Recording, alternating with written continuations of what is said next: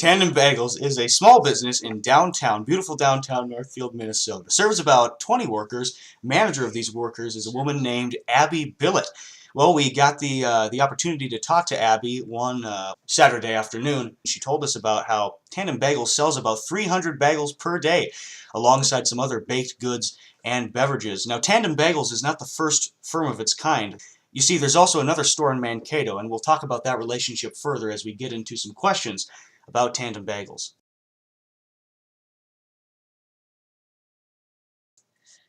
Tandem Bagels. That begs the question, what is Tandem Bagels' market structure? Well, it's not perfectly competitive because there is a barrier to entry to owning a bagel shop, from the equipment and the knowledge needed.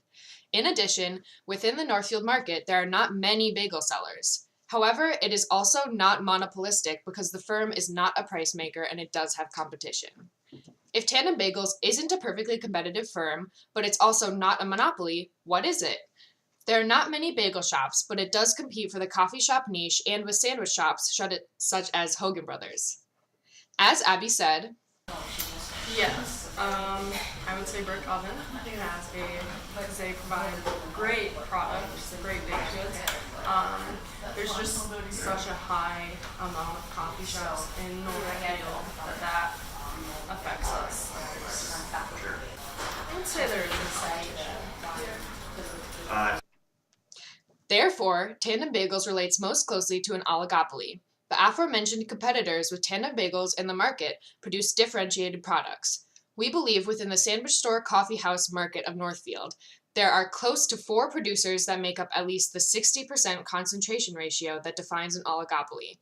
They have traditional brand loyalty, with Abby telling us she regularly sees the same Carleton students arrive week after week. However, the firms in the Northfield specific market are not mutually interdependent in the way we expect. What influence do you have in setting prices for baked goods and vegetables? I have no influence. Okay. Who decides that sort of thing? Mankato does based on what goes into it and how it's made. On this graph, we did our best to represent Tandem Bagel's oligopolistic market structure. We didn't get exact numbers, but can safely estimate the shapes of the demand, marginal revenue, marginal cost, and average cost. Our next question is how elastic is demand for Tandem's bagels? A perfectly inelastic demand is defined as a product with a zero price elasticity of demand. In other words, any change in price will cause a 0% change in quantity demanded. While bagels are not necessarily perfectly inelastic, Abby gave us some clues about just how inelastic the products of Tandem Bagels truly are. But in general, you kind of get the sense that even if the price increases, you see people still... Yep, I still have my consistent customer base.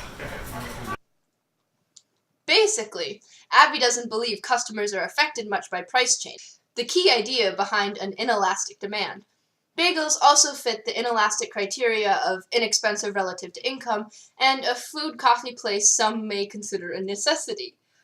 Judgments on whether bagels have adequate substitutes likely depends on the customer. So, we don't have numbers, but we can represent a possible inelastic demand with a steep slope. A perfectly elastic demand would be exactly horizontal, and a perfectly inelastic demand would be exactly vertical, so based on Abby's evidence, Tandem Bagels is likely somewhere in the middle, leaning heavily towards inelasticity, as shown on this graph. Tax incidence is the question of how a tax is distributed between producers and consumers. Because Tandem is fairly inelastic, we guessed more of the tax burden could fall on consumers. Abby confirmed some of our suspicions. We decided to focus on sales tax, as we were able to find the exact numbers. According to the Minnesota Department of Revenue, sales tax in Northfield is 0.5% from Rice County, and 6.875% from the state. We took Tandem's base bagel price and worked backwards with these taxes to show how a sales tax falling only on consumers raises the price. Abby was unable to give us exact numbers for costs, but we went in with ideas of what Tandem's costs are. First, Tandem has the explicit costs, which we divided into fixed and variable. We expected fixed costs involving equipment, utilities, and rent. For Tandem's variable costs, we predicted labor and ingredients. Abby expanded on these ideas.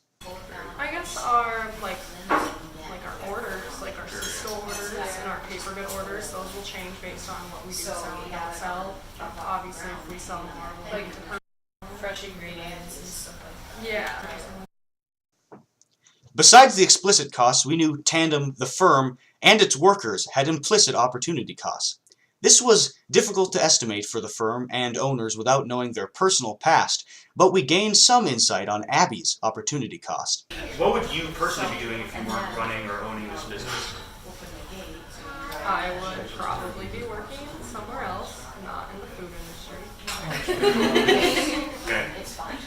And what were you doing before you were running this business? I know you mentioned it a little bit. Well, before I was working on college, I was in Mankato pursuing my business degree. While it's unclear what salary or exact time for her education Abby was giving up to manage Tandem, we understood from our conversation that she'd rather not be working in the food industry, a fact that should calculate into her personal opportunity cost. A rough sketch of these costs is outlined in this graphic, with the fixed, variable, and implicit costs. Knowing some of Tandem's opportunity costs, we wanted to learn if they had a comparative advantage in the Northfield market. Since we couldn't talk to other producers, this proved difficult, but through our conversation with Abby and learning about connection to Mankato, we found an interesting example of comparative advantage. Mankato has the comparative advantage for making bagels because they have a bigger store and more equipment to make bagels. Yet Northfield can still increase the Tandem chain's customer base, so it's beneficial for both to trade. This involves Mankato baking the bagels, since they have lower opportunity costs to do so, than Northfield selling them and trading back customers/revenue. Marginal utility is the change in total utility generated by consuming one additional unit of that good or service. According to the principle of diminishing marginal utility, as the amount of a good or service consumed rises, the additional satisfaction a consumer gets from one more unit decreases. Here's a representation of marginal utility that also applies to bagels.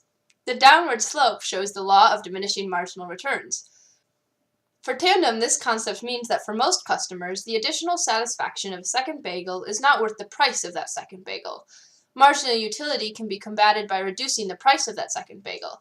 Tandem understands this, so on Tandem Bagel Tuesdays, the price of that second bagel is reduced to zero in a classic 2-for-1 deal.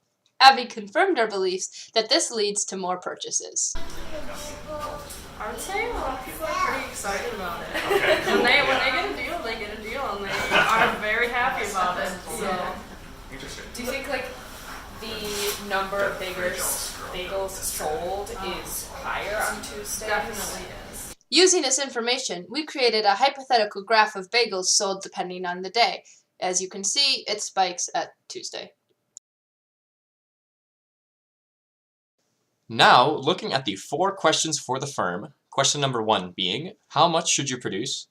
Question number 2 being, what price should you charge? Question number 3 being, what is the profit or loss? And question number 4 asking, should you continue in the long run? Because Tandem Bagels is an oligopoly, we can look at the graph and produce at where MR equals MC. Price will extend over to the demand curve, and we know that the price of a plain bagel is $1.20, and Abby told us that they produce about 400 bagels.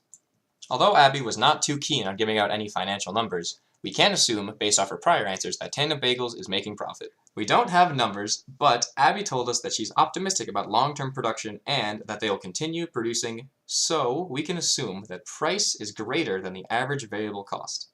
Therefore, we can conclude that Tandem Bagels has decided that long-term production is advisable.